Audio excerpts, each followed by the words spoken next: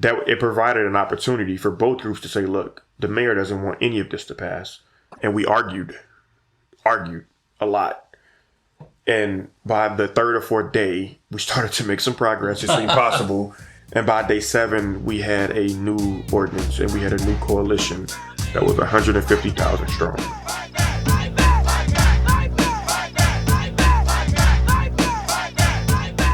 Welcome to Fight Back Radio, production of fightbacknews.org, taking you to the heart of the people's struggle.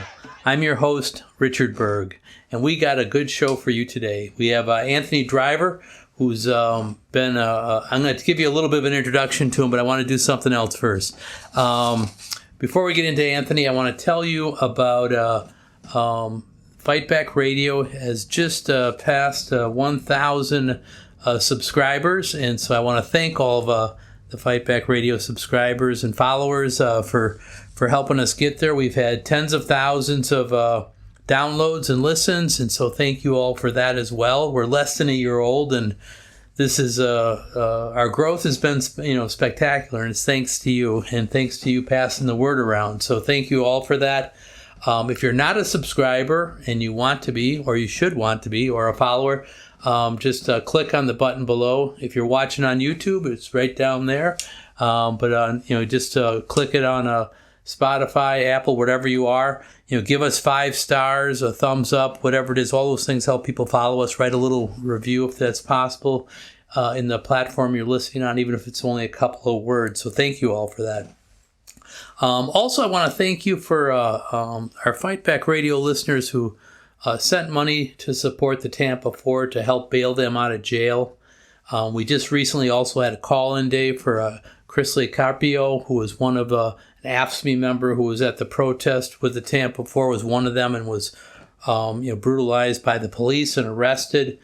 She's also been fired from her job at the University of South Florida since then. And this is all because these students and staff were standing up saying that we should teach diversity, we should promote diversity and tolerance in our society, that we should hire people from diverse backgrounds. I mean, this is, at a university, this should be a no-brainer. And some of the stuff that's happening with Governor DeSantis and others in Florida is unconscionable. So those of you that supported Chrisley, thank you all for that. She was our guest on Fight Back Radio, I might add also, so you can go back and listen to our interview with Chrisley Carpio.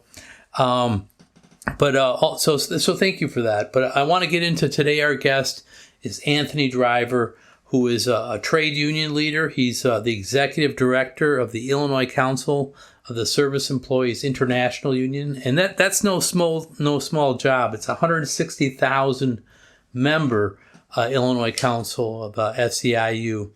But today, the interview is about is he was one of the main leaders in helping lobby and usher through the Empowering Communities for Public Safety law, which passed here in Chicago. And for a lot of people working for police reform across the country, this is a model, or at least it's the furthest step forward. It's Frank Chapman says it's the most progressive law, the only law of its kind in the entire United States.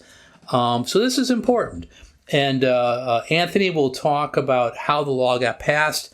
He was at that time the political director for the Service Employees International Union, Healthcare, Illinois, Indiana, Missouri, and Kansas. He talks about educating their members, getting the leadership of his union to support this, but then also how organized labor in the Black community and other communities work together. There was tensions between different coalitions, but how all of this came together to pass this land-breaking ordinance.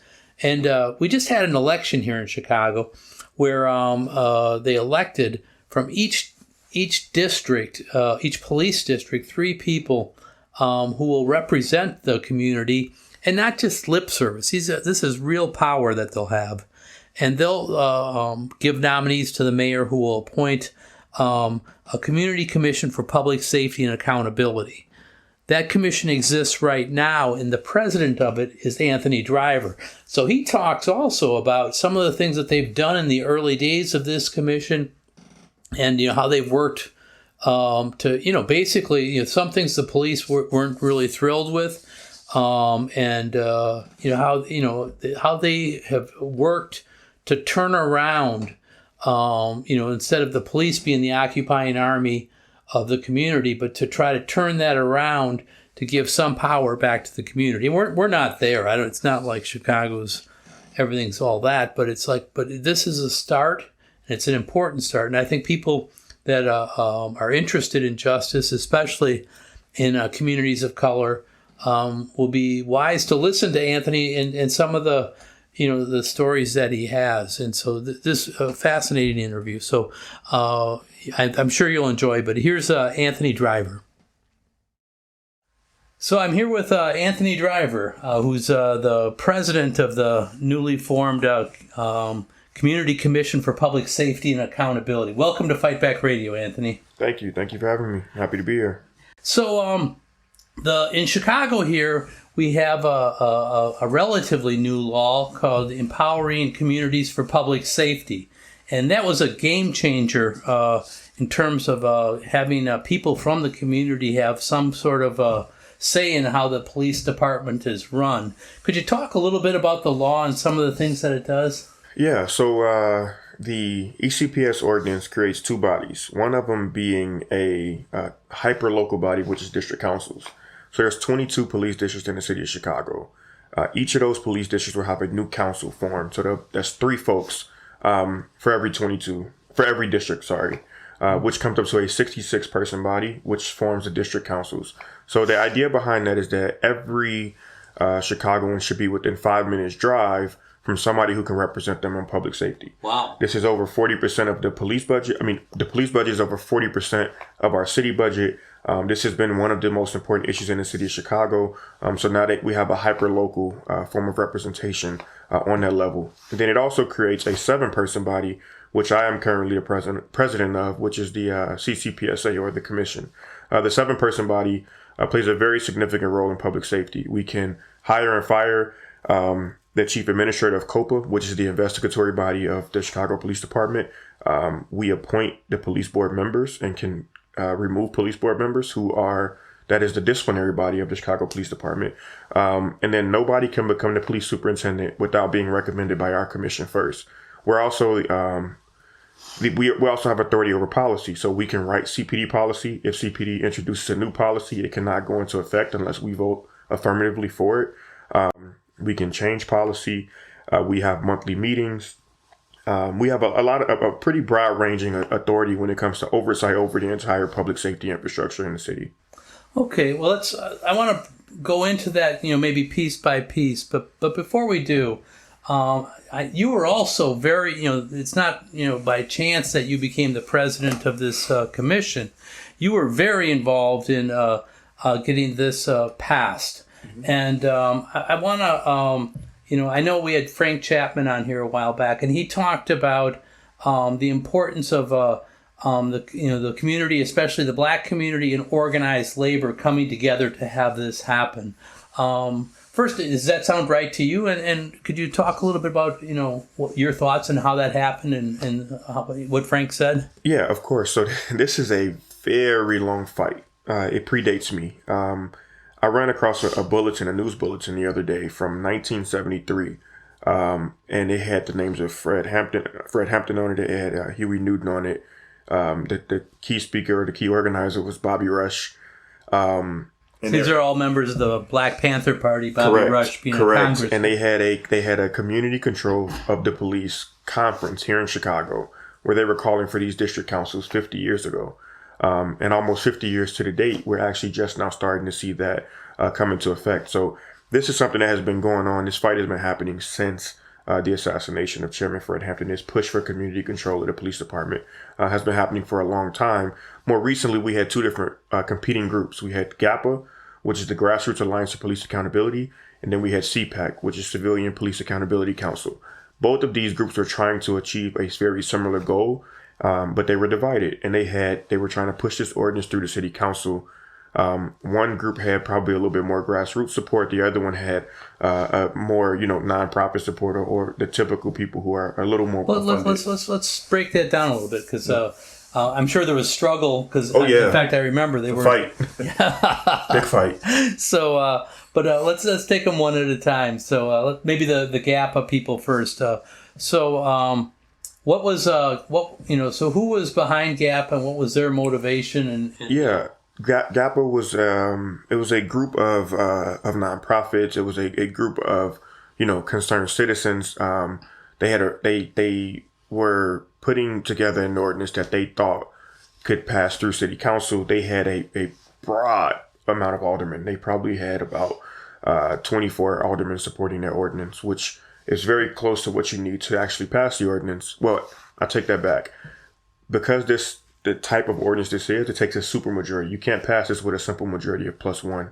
We actually needed 36 votes to pass it. So, I don't know if I should go into more detail about GAPA, but it was a pretty well-organized group of folks who were trying to pass a civilian oversight ordinance. And then, let's go to the other one then. So the CPAC, Civilian Police Accountability Council, who were they? And so CPAC was a competing ordinance that was, being pushed by CARPR, which is the Chicago Alliance Against Racist and Political Repression. And they had a ton of grassroots support. So they had, they were doing the door knocking, the door to door, the signing cards. I think in each ward in the city, they had about 5,000 or 6,000 people per ward who were signed on to support their ordinance. Okay. And so what was the differences between the ordinances? Are there, how did they... there was friction there. They eventually came together. We'll get to that. But before they came together, what was their differences? If I had to boil it down, I would say CARPR was pushing for something that was really radical, and in the sense of it was going to be direct elections. So the position that I hold now would have been directly elected by citizens of Chicago. GAPA had a very similar goal, but they felt as though they were limited by state law, which is true, that the only way to actually have direct elections over this is to either A, pass it by referendum, or B, have the General Assembly amend the Constitution. So they were trying to pass a similar thing, but not have people directly elected. The district councils would be the people who appoint. So it was essentially a workaround. And for years, they were fighting over whether or not, what authority that we could actually pass and what we couldn't. So let me then swing back now to organized labor, and now you're the executive director of the Illinois Service Employees International Union Council, which represents 160,000 members. So this is a big thing. But and your local union, SEIU, Healthcare, Illinois, Indiana, Missouri, and Kansas, was key in this. Can you talk a little bit about organized labor, and especially your union's role in in putting together this coalition and making it happen? Yeah, so our union was very instrumental in passing this. In fact, when I first got hired by SEIU on the political staff, our leadership was signed on to both. They were supportive initially of both ordinances, but there wasn't a lot of money or resources or manpower put behind actually getting it passed. It was sort of an endorsement in name only. So as I, started to, lobby on behalf of our members, I went to our leadership like, hey, I really want to weigh in more here. And essentially our president, Greg Kelly, and our leadership were like, we think that's a good idea, but we won't make any moves without the support of our members. So if you want to work on this, then you need to organize our members. And so I started, our union, we started showing up at all of our member meetings. Every chance that we got to talk to our members about this in the city of Chicago, we would do it. And after about a year and a half, we sent out a survey to our members, and I think it came back like 83% or more supported passing a civilian oversight ordinance. And once we got the buy-in from our members, it was full speed ahead. So we did mail. We had members out knocking around the clock. Local 73, which is another branch of our union, also signed on to support it. We had the full lobbying power of our union, from digital, you name it. We went a full speed ahead with pressing to pass this. And then we brought in other Black labor leaders, which is really a turning point. the mayor felt as though she could ignore us, and we weren't a big deal. Like, she figured, even though she ran on this, that she could just, ignore it and or create a weaker version of the ordinance that would actually keep power within the hands of the mayor. So in order to combat that, we couldn't get the votes that we needed to pass it. And we knew we were short votes, but we knew if we got the Black Caucus, it would put a lot of pressure on the mayor. And the way we got the Black Caucus was to get 9 Black labor leaders from across the city to sign a letter that they supported it. Once that happened, we got the Black Caucus. Let's back up. So, first, you had to, get your president, Greg Kelly, on board. He said, well, where are the members? I'm guessing it took a little bit of work to get the other 8, besides Greg, to sign, Black labor leaders to sign on as well. What kinds of things did you do? How did you, who approached them? How did they talk to them? And initially, So I drafted the letter, and I sat down with Greg Kelly, who is really influential with CBTU, which is the Coalition of Black Trade Unionists. And Greg did all of the lobbying work. So he went to all of his fellow presidents, vice presidents, and he pitched the ordinance. He showed how many of our members supported it. I think a few of them may have actually surveyed their own members or brought it up at membership meetings and saw that there was support for it. And to be honest, some people he just had a really strong relationship with, that they trusted him. Yeah. That when he went to them and said, hey, as Black labor leaders, the Black community needs this. This is coming off the heels of Laquan McDonald. Our city is reeling. We need a solution.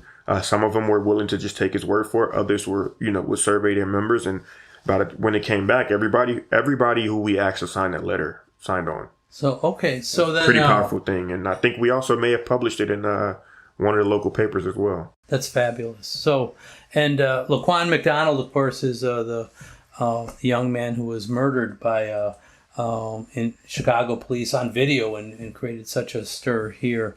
But yes, so could you also talk a little bit about, I wanted to give a plug too for many of our Fight Back Radio listeners have heard Greg Kelly, who's been a previous guest here, but I would encourage you to go back if you haven't and check that out, because he talks about a lot about healthcare and the pandemic, but he also talks about these issues that Anthony's bringing up with us right now. But you talked about educating your members within SEIU healthcare, and through bringing it up at forums and other things. How did you do that? What approach did you use? What was the message you gave to the members of SEIU? Yeah, so initially we talked about both ordinances. We talked about it was driven by a need to do something, right? We talked about the history of this fight, how this has been a 50-year struggle. We talked about, creating something that would prevent a mayor from being able to hide a tape like Mayor Rahm Emanuel did in the case of Laquan McDonald. And our members are very responsive to it. So he had seen the tape of this murder and then just kept it. Yeah. And I think that goes back to mayoral control. If all of the police board is appointed by one person, in this case, the mayor, power is then centralized. And that centralized power, when it's election season and the mayor doesn't want something to come out that could potentially harm them, they didn't have the ability to pressure people who they appointed not to do certain things. And, I do believe that Mayor Rahm Emanuel buried the Laquan McDonald tape. And I believe that because this commission exists, something like that wouldn't happen again, because the mayor is not the sole authority who's picking police board members. So therefore, they're not solely beholden to one person. So you had those kind of discussions with the members of SAU Healthcare. Yeah, and I also say big shout out to CARPER, which again is Chicago Alliance Against Racist and Political Repression. A lot of our member leaders were already on board with CARPER, so they made the job really easy. So I would bring it up in a meeting with 100 members. 4 or 5 were already on board, and they would just sell their fellow members, and they made it. It was a really easy sale. Again, it only took us about a year and a half of working our members before we had the vast majority of them completely on board. We had a very receptive group of members once we talked about what the actual plan was. Now, I'll be honest with you, we talked about the need for civilian oversight. We were not pushing GAPA or CPAC. And our mandate then was to get something done, which was the kind of the beginning of bringing both of those groups together. Okay. And so, so then at that time you were, I don't know what your job title is. You were a lobbyist. I was the city and county political coordinator. So my job was I handled all things city council in Chicago and county board of commissioners. So you took the support from your union, and then you went to city council and tried to talk to aldermen about supporting some sort of form of civilian oversight. Is that correct? Or yes. Well, the first task was actually bringing the two groups together. So we didn't go straight to aldermen. We went to the grassroots groups that were already working on this. And I must say, I'll be remiss if I do not shout out SEIU Local 73, which has members that are in the leadership of Carper. So our sister local was maybe even ahead of us. So that's the public sector SEIU local primarily. Correct. And yours is mostly healthcare. Healthcare, home care, childcare. Yep. Okay, very good. Nursing Fun. homes. So then how did you the gap? These people were they had different ordinances, or had different vested. And there was bad blood between the two groups. I wouldn't say that they hated each other, but there was a strong disdain. Carper and CPAC had a group of maybe 8 to 13 aldermen that would not budge, that would hold the line for them. And those aldermen were strong in the fact that they would only go for the CPAC ordinance. GAPA had 20 plus aldermen who supported them, or city council people who supported them. And they were upset because, the 8 to 13 were holding the line. So those two groups are clashing. There's a big fight about what's possible, what's constitutional, and what's not. It got pretty nasty. They would take different shots at each other. And I would say Alderman Jeanette Taylor, who represents a black woman who's an alderman who represents the Southside Ward, Alderman Carlos Ramirez Rosa, Alderman Matt Martin, all of those city council folks realized that us constantly fighting, we weren't going to get anywhere. So they started the push to bring folks together. Our union weighed in, and we tried to bring folks together. And we were about 80% there getting them to come together. And Mayor Lightfoot actually did the other 20% because she eventually started working with GAPA and had made them promises, and then she kicked them to the curb. So when she did that it provided an opportunity for both groups to say, look, the mayor doesn't want any of this to pass. And the longer we keep fighting each other, progress is being stalled. So let's see if we can get together and figure it out. And that was a very tense time. We had about a week's long negotiation. We got about 6 or 7 city council people to get on a Zoom meeting. This is during the height of the pandemic. Mm-hmm. And we argued a lot. And by the 3rd or 4th day, we started to make some progress. It seemed possible. And by day 7, we had a new ordinance and we had a new coalition that was 150,000 strong. Yeah, no, I remember I know some of the people from the Alliance, and there was a tense time. But this people left. Yeah, I'll be honest with you. Some people were not with the reconciliation. Some people were like, nope. Some people from GAPA said, how dare you work with them? And they left. Some people from Carper said, how dare you form an alliance with, GAPA? And they left. So we lost some people in that process. But this is not the story that our current mayor, Lori Lightfoot, who won't be our mayor long, by the way. She just lost the primary election. So we're coming up on elections soon here. But Lori says, this is, I support this. This is my reform bill. Could you tell a little bit about how that really worked out? Complete rewriting of history. Complete fabrication. That is 100% not true. The mayor fought us every step of the way. She wouldn't allow our bill to even be heard by the Public Safety Committee. They would do things like put us on the agenda, and an hour before the meeting, they would tell us the meeting's canceled. They would just put up a notice. Geez, and this was at the height of COVID, so we're still learning how to do remote lobbying or remote city council stuff. So, a lot of times I can recall meetings where we were sitting there on a Zoom for an hour and a half waiting to give our pitch, and then somebody will finally say, hey, the meeting's actually canceled. Wow. The mayor fought us tooth and nail, even to the point of when we got the Black Caucus and we were going before the Latino Caucus and trying to get their support in the Progressive Caucus, we got up to about 30 votes and we needed 6 more. And it got to the point where the mayor, in order to upend us, she introduced her own ordinance on top of ours. Oh, man. And that ordinance was a complete mockery of civilian oversight. That ordinance, she would have appointed everybody. And essentially, our goal of decentralizing power would have been a failure. It would have still been a mayoral controlled system. And that would have been, more of the same. I mean, my memory of the time is also, and correct me if I'm wrong here, there was an incident with a woman named Anjanette Young. Mm-hmm. And it was on the TV stations, because I think, I forget if it was, the body cam of the police that got FOIA'd. Could you talk a little bit about Anjanette Young, who she was, and how that had influenced this process? So she is a social worker who was the victim of a wrongful police raid. I'm not sure if she was in the shower or not. I do know that she may have been unclothed, and the police, stormed into her house and left her unclothed for, I believe, upwards of 9 minutes or so. And she was yelling and screaming, "You're in the wrong house." Just a very traumatic event. They, didn't pay much attention to her, and they weren't listening to her.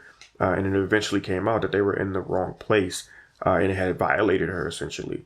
Just a complete disregard for her as a person. Not giving her the opportunity to cover herself, not even hearing her out, presenting her with the warrant. So there were a lot of different issues with that case. But, this happened under Mayor Rahm Emanuel, but a lot of the transparency issues transpired under Mayor Lightfoot. So she was in the media for very negative reasons, and essentially getting hammered by the public and by the media for the way that she handled it. A lot of people would make the case that she flat out lied about it, said she didn't know about it, until I believe it was CBS, one of our local stations, FOIA'd the emails to prove that she actually did know about it. Yeah, no, absolutely, it was incredible. I want to go back to the actual ECPS ordinance itself. Mm-hmm. So we just had elections for district councils. You mentioned that at the top of the show here. There's 22 police districts, and each one elected 3 people to be district council. So who ran in these elections, and how did what's your sense of as you were there was a process in place, and we'll talk about that in a minute too. But you were able to see this from the position of the president of the Commission on Public Safety and Accountability. How do you see the elections that just were completed, and are you happy with it? Having been part of this? I see these elections with a lot of pride. Our coalition never splintered. The ECPS coalition is still going strong, very strong, and it is still supported by the Chicago Teachers Union. It's still supported by SCIU, Local 73, SCIU Healthcare, some other unions, some other community organizations, One North Side. There's a bunch of we stayed together that whole time, and we ran candidates. So before we had trainings months and months in advance where we trained people. How do you circulate petitions?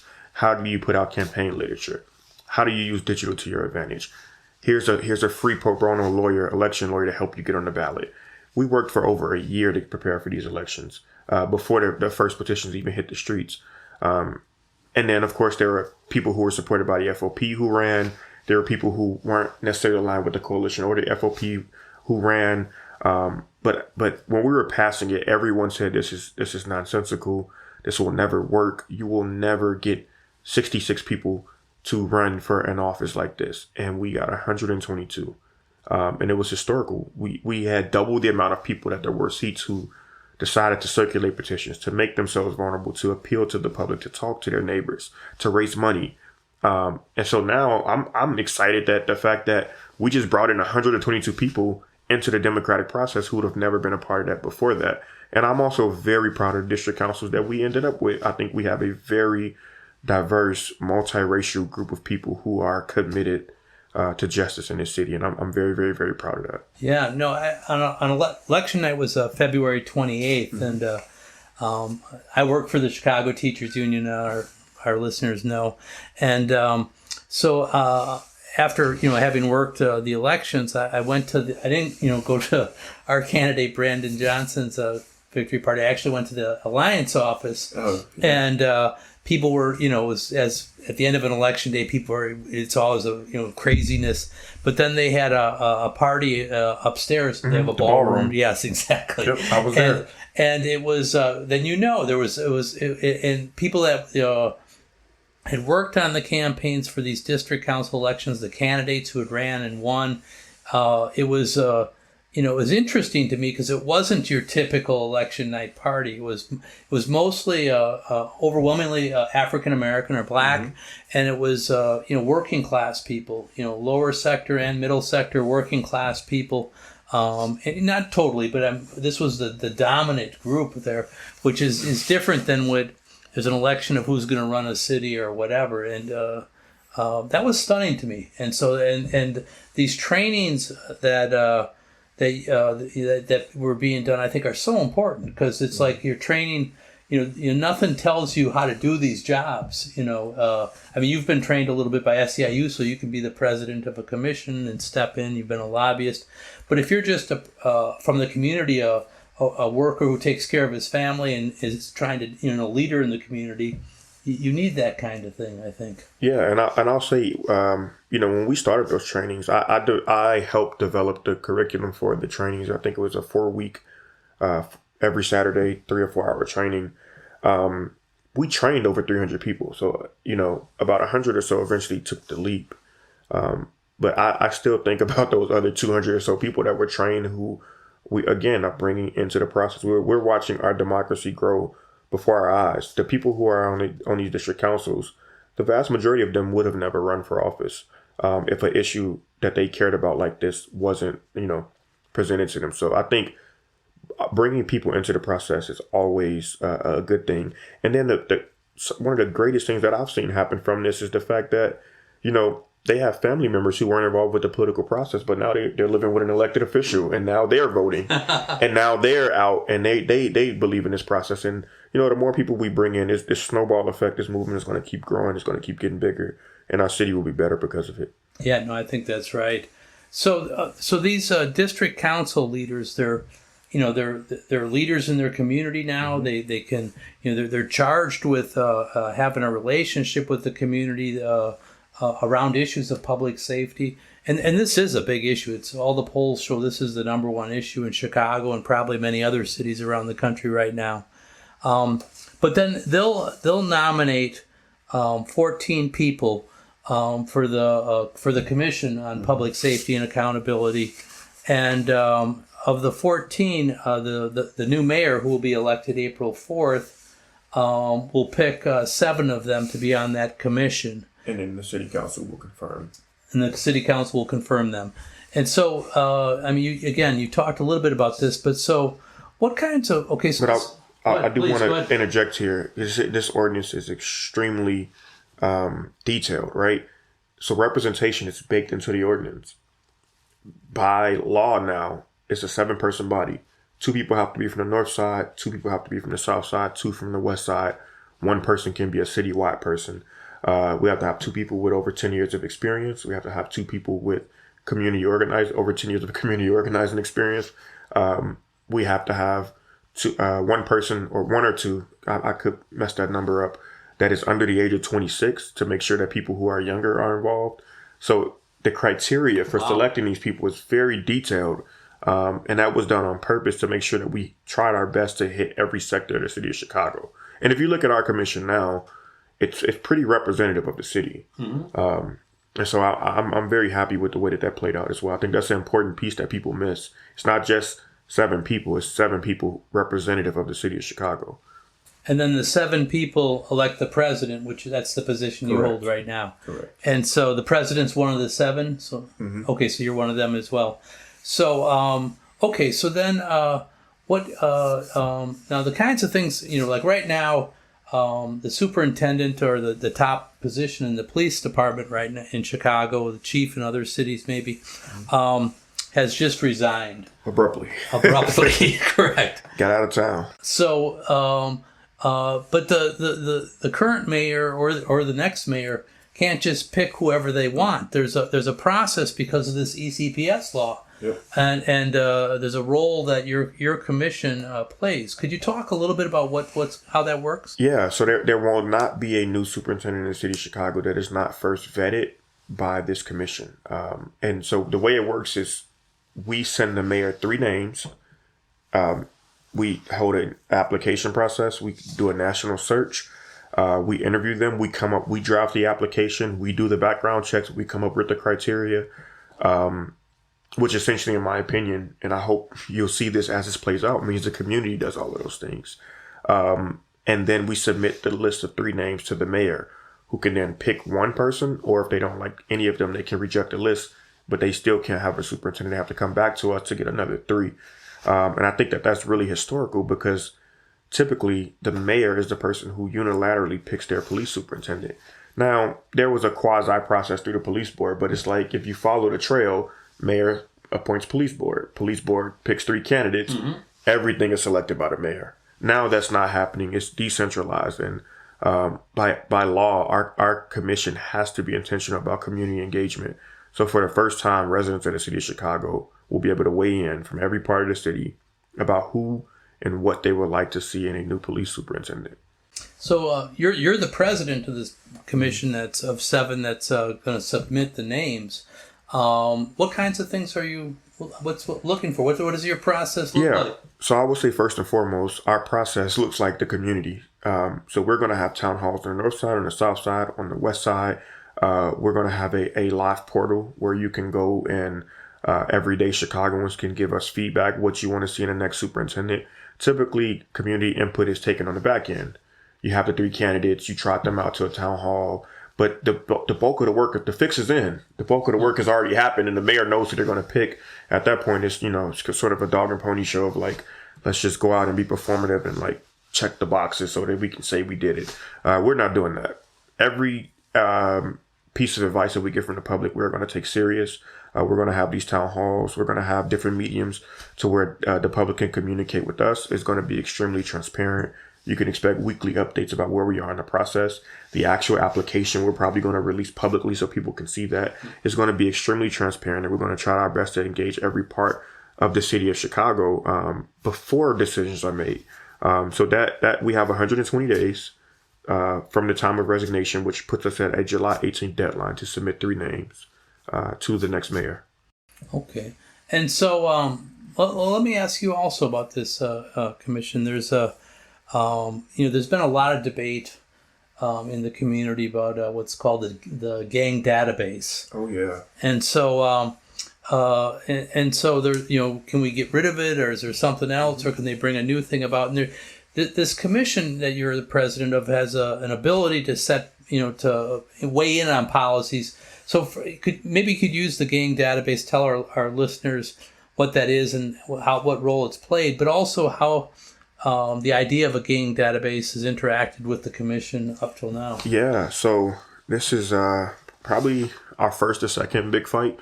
The first one being the police budget, where we had to, weigh in on that before the city council voted and approved it.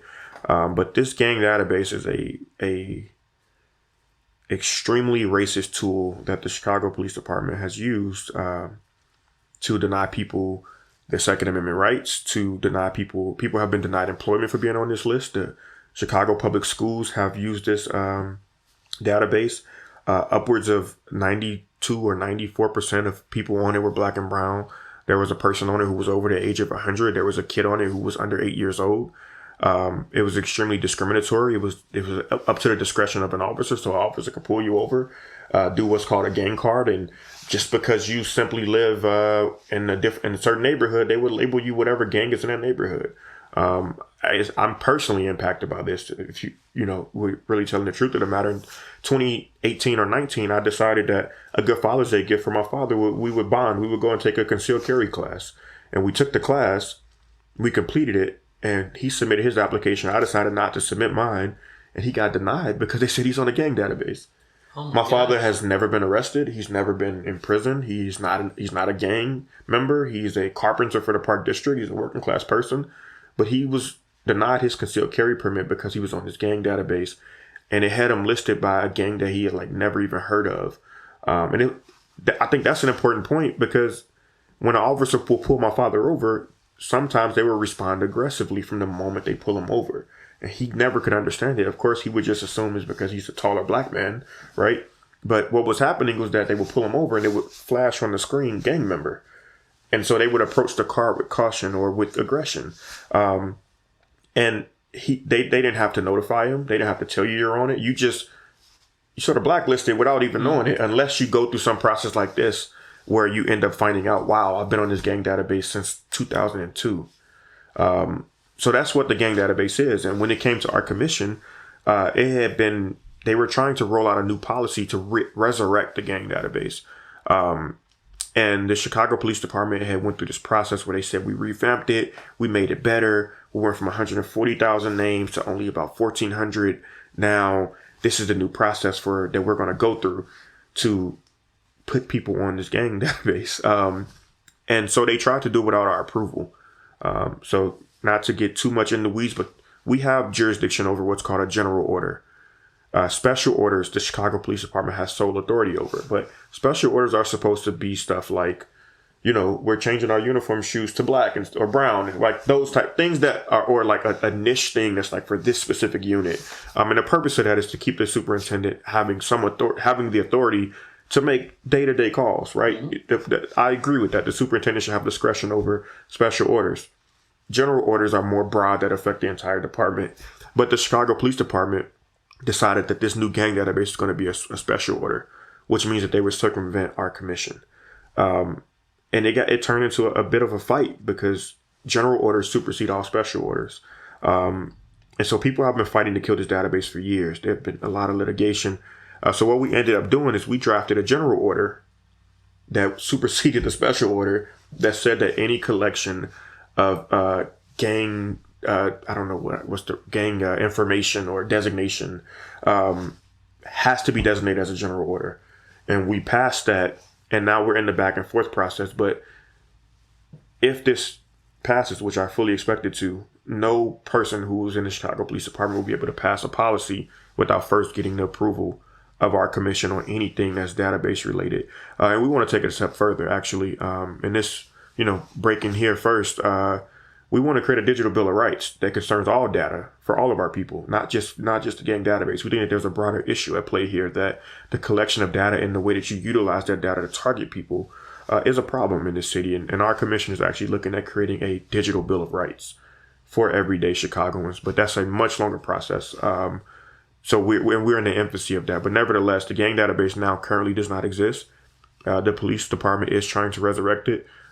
We are standing in the way of that. And, I can pretty confidently say, as long as I'm the president, there will not be a gang database in the city. Well, that's a big change. The community's been fighting for that for years, and exactly what you've said. I know, like I mentioned, the Chicago Teachers Union has mentioned, some of the police when they were in the schools, and still are in some, but would just see a couple people together and they're hanging out, they must be in this gang or that gang, and that stays with you forever. Other policies though, and you mentioned there's a debate going on in Chicago right now about foot patrols. There's a young man was named Adam Toledo, who was a Latino in the Little Village community. I don't forget his age, but he was very young. I'm thinking like 14 or something like that. And there was a police officer was pursuing him, and he had his hands up and turned around, and he was shot and killed. Could you talk a little bit about foot pursuit and your thoughts on that, and other things like that the commission could what it can or can't do with that? Yep. So all of those things are things that our commission has discretion over, or has oversight authority over. We would have to vote before a new foot pursuit policy was to take effect. Now, I will say that was one of the things that I believe, and I could be wrong, so you could fact check me, that they passed right before our commission was seated. So we weren't able to actually retroactively go and take a look at it. Now, it is within our right and our authority to take a look at it now. Mm-hmm. But I think they implemented a new foot pursuit policy right before before our commission was seated. One thing that's recently come up is this associations order. As you may have known, there was a Chicago police officer with ties to the Proud Boys. And this officer was not fired. He was disciplined, but he was not fired. And so the Chicago Police Department, in response to the public outrage of a member of the force being essentially a noted Proud Boy, they drafted a new associations order that is supposed to fix the problem. Our commission is currently taking a look at that. In some instances, we don't think it goes far enough. In some instances, I do think it is a good response. But like that is an example of policy that we can look at and actually write policy that will affect the discipline of officers who are associated with extremist groups like the Proud Boys. Yeah, I think we can all agree that fascists and white supremacists should not be on any police force anywhere. Correct. Correct. They probably should be in jail themselves in some cases. But you don't have to say that as president. I'll say that as Fight Back Radio MC. But let me ask you also then about the police in Chicago. They have a union, the Fraternal Order of Police. They have a president, John Catanzara, who's been very outspoken. Initially supported the January 6th thing. I think he pulled back on that later, but a strong supporter of Donald Trump's. And you're the president of this commission that has to deal with the police. How does that work? So I haven't had to actually deal too much with the FOP. I do deal a lot with rank and file officers. I have met a lot of rank and file officers as well as exempt officers who are, what we call here white shirts or people who are in the upper ranks. So I haven't had to deal with the FOP specifically. I will say there's actually some areas of agreement that we have, which are things like mental health resources for officers. I'm a person who believes that mental health resources should be available to everybody. And I do think that includes officers who deal with a very, traumatic work life. But I think John Catanzara himself and the incendiary comments that come out of him and his union is extremely problematic. I think it has no place in our city, in our police department, in our country. And I do take issue with the vast majority of things that he said publicly. He said crazy things that like Muslims deserve a bullet or, just really racist, vile things that come out of his mouth. And I think that is why a commission like this needs to exist, because people like him end up in positions of power and they end up with a megaphone, even though, the vast majority of the time he's spewing nonsense. Yeah. So I mean, how, there's, these, tragic things that have been happening from the police department, whether it's Laquan McDonald or, it comes out that fascists are in our police department. And this is not just, Chicago. This is all over the country, different police departments. And people talk about, trying to improve the relationship between the community and the police. What kinds of things can a commission like yours do? And what goals should, do you have for, what should policing actually look like? Yeah, I think my goal is to empower the community. Like that is the biggest thing for me. It's like, how do we bring more people into this process? What does safety look like? I think that's what makes the district council so unique, because there are different solutions for the 22nd police district as opposed to the 2nd police district. These are, our city is huge. It's a city of 2.7+ million people. So public safety looks different in different communities, and having a hyper-local body to weigh in on that, I think is important. And we've tried everything else. We've tried different investigatory bodies. We've tried new superintendent and change in leadership. We've tried new policies. We've tried everything but give power to citizens.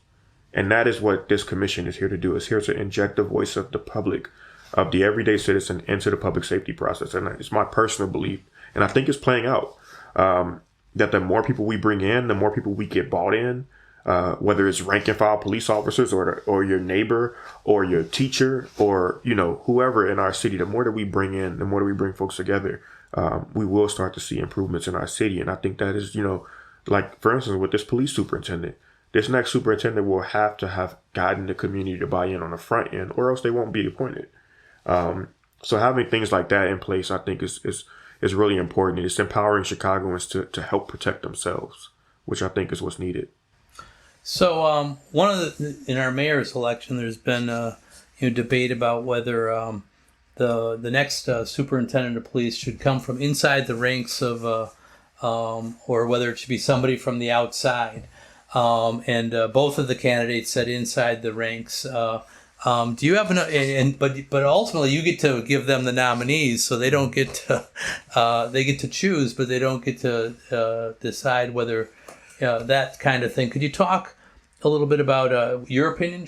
About whether it should be somebody inside the ranks, or I think I've gotten both sides from people. I've had people who come up to me or emailed me and say, you got to have somebody from the department. They know the city the best, or from at least within the city, they know the city the best. They know how to get to the causes and do proactive policing and things like that. And I think there's a lot of merit to that.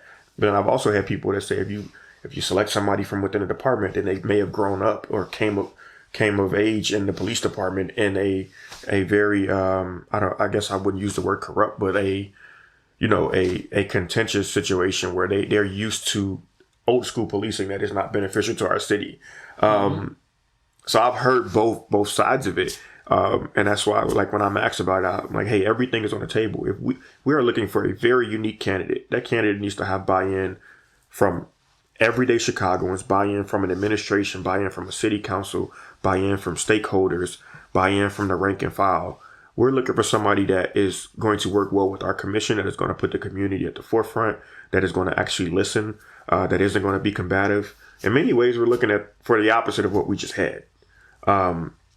And so I am personally, and I think our commission would back me up on this, is we're open. We're open to all possibilities. If we find this needle in a haystack in another state, then we're willing to do that, right? We're also looking at other cities that are under a consent decree. The Chicago Police Department is under a consent decree right now, and they're failing at their compliance rates. There are other cities that have been under a consent decree where they've found success. So if there's a leader from somewhere else who's found success implementing a consent decree, that's something that we'll take into consideration as well. But ultimately, it will ultimately be the mayor's pick after we submit the 3. But we are open to people from outside of the city and from within the department. Could you? You just mentioned the consent decree, which is a out of court settlement to try to reform the city made to try to reform the police department. Could you talk a little bit about what's in the consent decree, and is that sufficient? Is what they're doing? How does your commission view the consent decree? Got you. So I'm not a lawyer, so I'll start with that. So don't quote me on a lot of this stuff. But the consent decree was the result of an investigation by the Department of Justice after the murder of Laquan McDonald, and I think it's now overseen by the state. And it came about because they found a lot of deficiencies within the department, whether it be training, reporting. Things like the gang database, and even in the consent decree, it called for a civilian oversight or a version of it. So we think the consent decree is extremely important. We have to come into full compliance with the consent decree. That has to be, at the forefront of anything that happens with this department. But the consent decree for us is the floor, and it's not the ceiling. It's the beginning of change. It's the precipice of it. It's not, the end goal. So coming into 100% compliance doesn't mean that our city is where it needs to be. It means that we've gotten the ball rolling. We've gone, a little far on the journey, but we have a long way to go. So we view the consent decree as a mandate. We view the consent decree as vital and important, but we also view it as the floor and not the ceiling. So, this whole ECPS law, your commission, all this stuff is new to the Chicago and the Chicago Police Department. How have the current the commanders, the brass, the brass, but even the rank and file, how have the police related to you? We talked a little bit about the FOP president, but go ahead. It's been mixed. I just started actually getting a chance to work with some of the rank and file officers. I think Superintendent Brown didn't like that. I don't think Mayor Lightfoot liked it. If I'm being honest with you, we weren't able to talk to a lot of those folks. So once I became president, I immediately asked to start meeting with commanders, meeting with rank and file folks, because it's a blind spot for me. I'm used to being in the community. I'm used to organizing my community. I'm used to labor. I'm used to all these other things, but I didn't know a lot about the day-to-day lives of officers. And I thought it appropriate that I at least get to know some of them before this commission is, making policy decisions without having all of the information. And I met with Superintendent Brown several times and the leaders, but it got to a point where I think he viewed us as hostile and we viewed him as hostile. We clashed, the gang database being a big part of that. They were really upset about our budget recommendations. We took them to task a lot, and we exercised our authority as an oversight body. And I don't think Superintendent Brown took very kindly to that. I know Mayor Lightfoot didn't. And as a result, we didn't have the access that we needed. Yeah, well, that's democracy, and so what you said, you were put there by the community, and so that you're doing the work they should. You mentioned the budget, and this is an important piece. We haven't talked about this yet, of the power that your commission actually has. Can you talk about the role you have with the budget? And there was conflict with Police Superintendent Brown. You just mentioned about that, but can you talk a little bit about what it is, what your role is, and how that played out? Yeah. So our budgetary powers, the city council cannot vote to approve a budget for public safety until our commission has thoroughly reviewed it and submitted our recommendations to the city council. Now, they don't have to implement our recommendations, but they can't vote until we give them the recommendations. So what that allowed us to do was the opportunity to peel back some of the layers of the police budget, to start asking questions like, hey, this used to be a part of the Chicago police budget, but now it's a part of this OPSA budget, which is the Office of Public Safety Administration. But it's just like, you're saying the police budget is $1.9 billion, and then OPSA has, this budget, but that's really just a function of the police department. So things like workforce allocation, we were able to look at. That was a big issue. Why are the response times on the south and west side so much longer than some of the response times on the north side? All of those things deal with the budget. So we were able to actually analyze it, look at it, look for efficiencies, figure out what we thought was wrong, and make recommendations to the city council. Now, this particular time, it was very difficult, and we did the best that we could. We still submitted an 18-page report. However, the mayor appointed us in September, and the budget was voted on in October. We didn't even we only had one staff person at the time. Now we have about 12 to 14 staff people. So we had to do all of this work on analyzing this gigantic budget and trying our best to understand it with less than 30 days. So, and you bring next time we'll be a lot more prepared. I'm sure and we have researchers, we have general counsel, we have a full staff that's ready to go the next time. So I'm sure you will be. But that brings up another point too. I mean, it's like the ECPS passed, and Mayor Lightfoot didn't exactly embrace this, even though she jumped on board like the last day or something like that to say it was her plan. But they called for at least in the interim for the city council to nominate some people and for a board to be appointed and for you to get the resources that you need. Could you talk a little bit about what support you got or resistance from the mayor's office? I think it was a struggle to just even get to that point. By law, our commission was supposed to be appointed before January 1st, 2022. We didn't get appointed until September. So all of the stuff that we were supposed to do as a commission, like we sort of got thrown into the fire. It's like, here, you're appointed. You got to learn all of this stuff in a couple of days. And immediately you have to review the biggest thing, the police budget. And it was at the time, it seemed like almost an impossible task. Like, why would you appoint us and then give us 28 days or so to review a budget that no one has seen yet? The budget hadn't even come out yet. Wow. So that was a big thing. We only had one staff person, which is our executive director. And he at the time was trying to staff up and hire up. And I don't know, how much of it was his fault or the administration, but I thought it was completely ridiculous that we're supposed to have about 26 people on staff and we only had one at the time. And so, what I did was, I think this is probably the first time I've ever talked about this. I showed up at our budget hearing. No one told me about it. This is also the advantage of being a lobbyist and knowing how this stuff works. I knew we're a city agency, so we have to go before the city council to present our budget. And so I started asking our executive director, hey, when's our day? What's happening? And he was like, I'm going to present it. They basically don't want you there. I think it was funny because I do have relationships. I called Alderman Dow, who's the budget chair, and I'm like, hey, I'm the president of this commission. I'm going to come. And she's okay with that. And when I got there, I used it was a moment to expose what was happening. So I raised the issue of our staffing. I raised the issue that we didn't have the budget that we needed. We didn't have office space. There was a lot of things that was wrong.